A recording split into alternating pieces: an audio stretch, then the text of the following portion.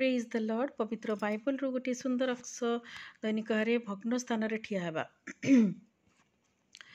मनुष्य को परमेश्वर मनुष्य को अपना गौरव पथ निर्माण करी अपना व्यवस्था प्रदान करथिले अपना विधि व्यवस्था प्रदान करथिले जेपर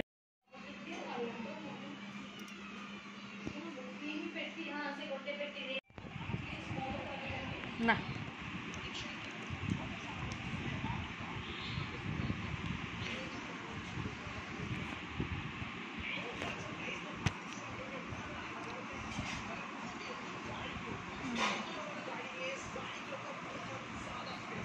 तापर आम जाइए सैटरडे प्रेयर मीटिंग थिला मो बड़मा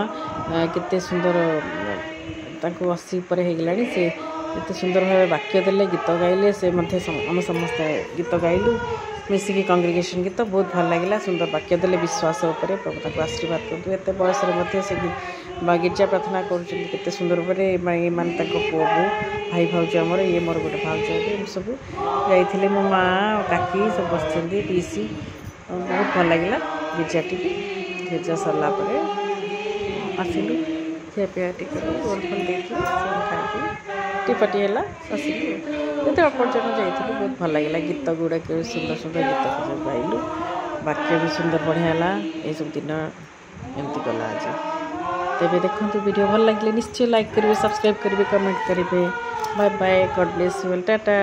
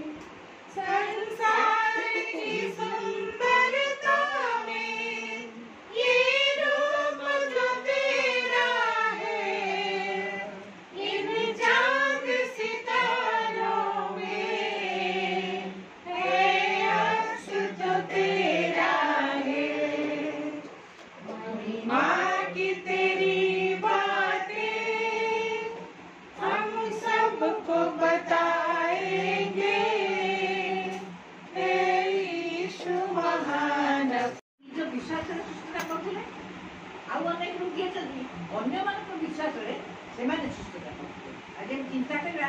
बाटीमाय तो टीमर पुत्र बाटीमाय जो सी देखी पारे कि भल शुणी पारे शुणिला विश्व कविता आगुरी बहुत शुणी जो शुणीला से देखला जे विश्व आसुँच से सांगे सांगे बड़ पाटे कहला हे दाऊद सन्तान दिशु मत दया कर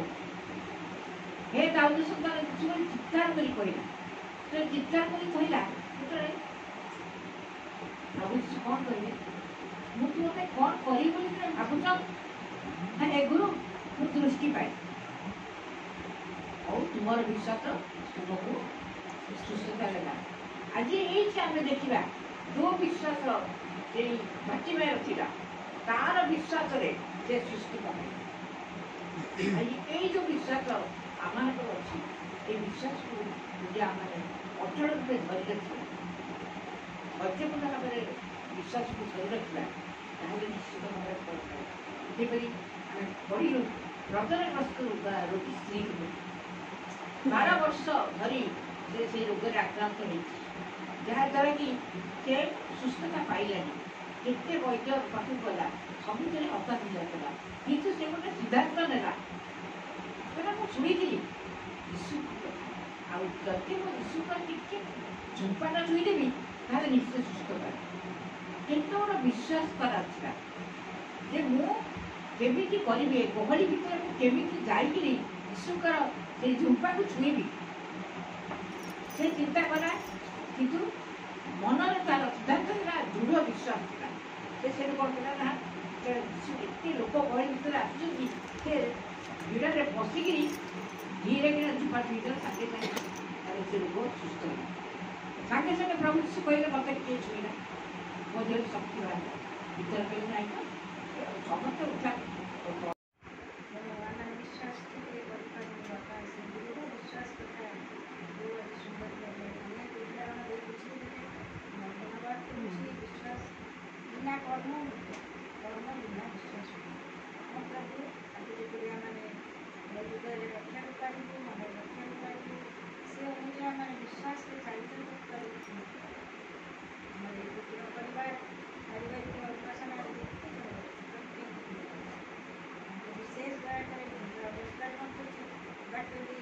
प्रकाश समस्त गौरव